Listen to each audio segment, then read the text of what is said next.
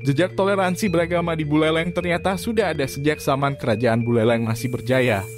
Hal itu dibuktikan dengan adanya peninggalan berupa masjid bersejarah bernama Masjid Agung Jamik Singaraja.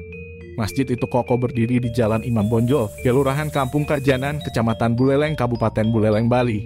Masjid yang diperkirakan berdiri sekitar tahun 1830 ini memiliki ragam peninggalan yang erat kaitannya dengan hubungan toleransi antar umat beragama.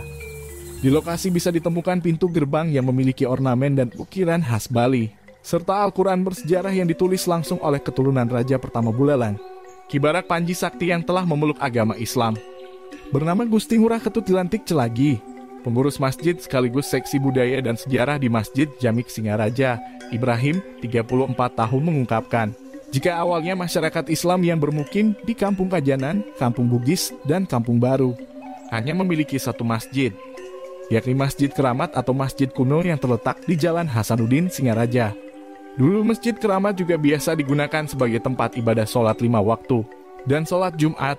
Namun karena jumlah umat muslim di wilayah itu kian hari semakin berkembang, mengakibatkan daya tampung Masjid Keramat tidak memadai lagi.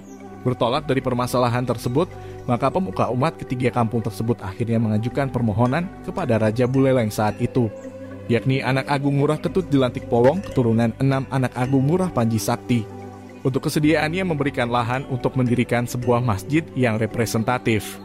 Karena kedekatan Raja dengan umat Islam di sini, yang dimana umat di sini juga membantu perjuangan Gusti Panji Sakti merebut Belambangan, Pasuruan, dan perang dengan Klungkung dulu, maka diberikanlah tanah 16 ar untuk membangun masjid. Di Jalan Imam Bonjol, pembangunannya diawasi oleh Gusti Ngurah Ketut Jelantik Celagi, kerabat raja yang telah menjadi mualaf, dan Abdullah Mascat yang merupakan tokoh penggerak massa pada saat itu. Ujar Ibrahim saat ditemui Detik Bali, Kamis 28 April 2022. Ibrahim menceritakan kalau proses pembangunan masjid juga sempat terhenti akibat ditawannya Raja Buleleng, anak Agung Ngurah Ketut Jelantik Polong, dan Abdullah Mascati ke Sumatera Barat oleh Belanda, jadi sempat terhenti sekitar tahun 1850 yang kemudian digantikan oleh Raja baru, yaitu I Gusti Ngurah Ketut Jelantik yang melanjutkan pembangun masjidnya.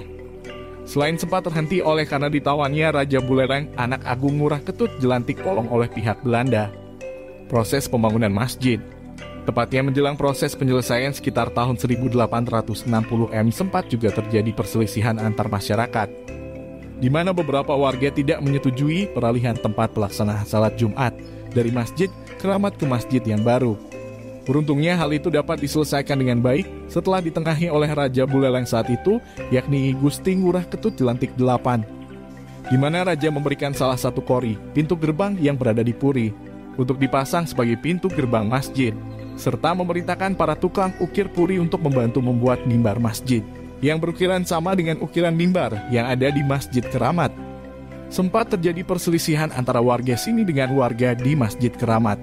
Akhirnya Raja saat itu turun tangan dan memberikan hadiah pintu itu, bahwa masjid ini dalam perlindungan saya, didamaikan jadi gak sampai bersitegang keras. Ibrahim menambahkan nama Masjid Agung Jamik digunakan sebagai upaya untuk memupuk rasa saling memiliki antar sesama umat, yang dimana nama Masjid Jami itu memiliki artian sebagai masjid untuk bersama-sama. Bagaimana pendapat Semeton? Silahkan tuliskan di kolom komentar.